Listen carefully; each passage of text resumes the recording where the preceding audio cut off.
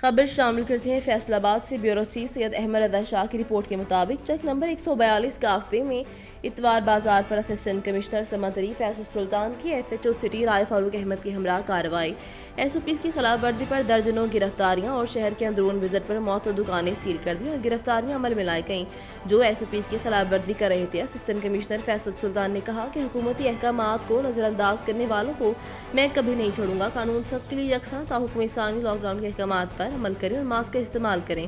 Assistant commissioner Faisal سلطان اور SHO city سمندری رائے فاروق احمد نے اپنے عملے کے ساتھ شہر کا پیدل وزٹ کیا اور سختی سے SOPs پر عمل درآمد کروایا۔ شہر کی مین آئیڈل بیکری جو کہ SOPs کی خلاف ورزی پر سیل کر دی گئی۔ SHO رائے فاروق احمد نے شہریوں سے کہا کہ حکومتی فیصلوں کو مد نظر رکھتے ہوئے عوام عمل درآمد کریں ورنہ جو خلاف ورزی کرتے ہوئے پایا گیا ان کے خلاف سخت قانونی کارروائی کی جائے گی، لہٰذا عمل درآمد کر کے اچھے شہری ہونے کا ثبوت دیں۔